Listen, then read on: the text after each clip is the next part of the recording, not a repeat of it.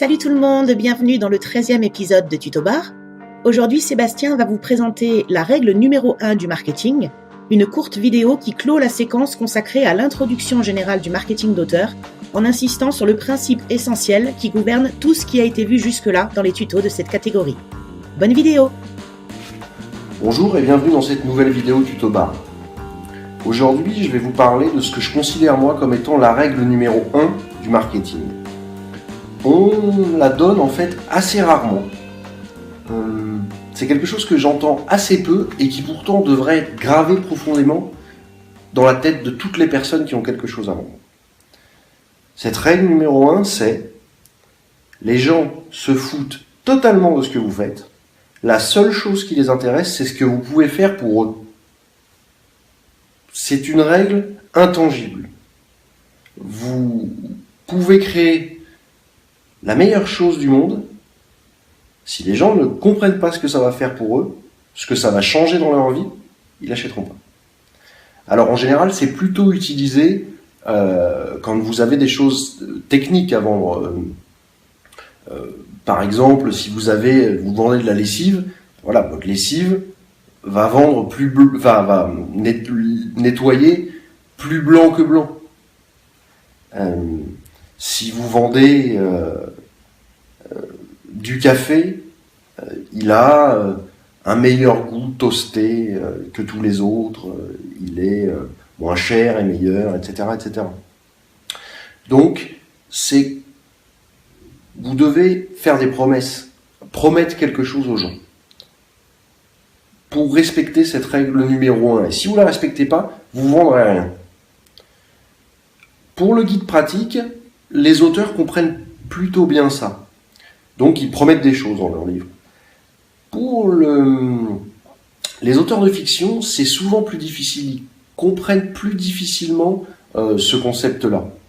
Parce que c'est vrai que on se dit, ok, mon livre, il offre quoi? Ben justement, c'est une question que vous devez vous poser. Mon livre, qu'est-ce qu'il offre? Qu'est-ce que je peux promettre? Ça peut être une bonne tranche de rigolade, ça peut être une réflexion sur le monde différente, une vision différente sur le monde, ça peut être des informations secrètes et cachées, ça peut être entrer dans les coulisses de X ou Y métier. Vous voyez ce que je veux dire?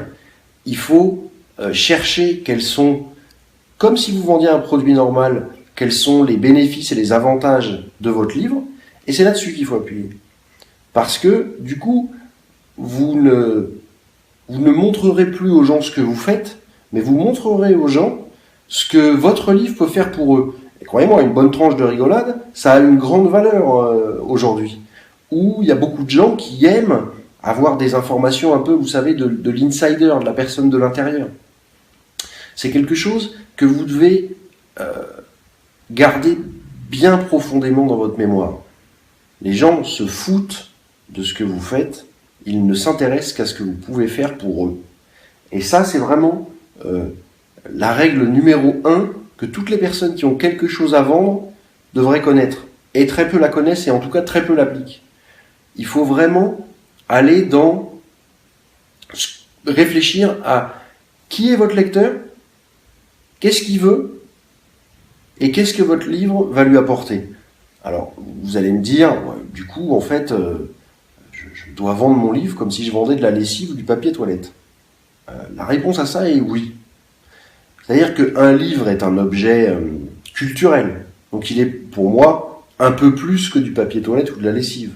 Mais, lorsqu'il s'agit de le vendre, les principes et la manière de le faire sont exactement les mêmes que si vous vendiez du papier toilette ou de la lessive. Il faut appliquer les mêmes règles, parce que vous avez en face de vous les mêmes personnes. Et elles achèteront, ces personnes-là, pour les mêmes raisons, sur les mêmes ressorts psychologiques. Donc vraiment, quelque chose que vous devez garder en mémoire. Les gens ne s'intéressent ni à ce que vous êtes, ni à ce que vous faites. Ils ne s'intéressent qu'à ce que vous pouvez faire pour eux. En l'occurrence, qu'est-ce que votre livre peut faire pour eux de plus que les autres? On le dit assez souvent chez Tuto Bar, il y a une concurrence féroce dans le livre aussi, et dans le livre de fiction aussi. Donc ce qui compte, ça va être la manière dont vous le présentez. Ça, c'est le travail de l'éditeur. Mais du coup, en autopublication, ce sera le travail de l'auteur quand il met sa casquette d'éditeur, de marketeur. Sur ces bonnes paroles, je vous souhaite une bonne journée et je vous dis à bientôt sur Tutobar. Ciao. Merci de nous avoir suivis. Dans le prochain épisode de la catégorie marketing, Sébastien vous parlera plus particulièrement des réseaux sociaux, seulement évoqués jusqu'ici. Pensez à liker et partager cette vidéo si elle vous a plu et à nous donner votre avis sur cette première séquence de tutos consacrée au marketing d'auteur.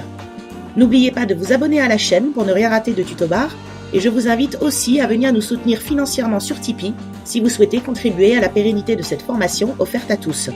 Pour ma part, je vous retrouve très prochainement dans l'épisode 14, 10 fautes courantes à éliminer de vos textes, un tuto de la catégorie écriture et correction. À très bientôt!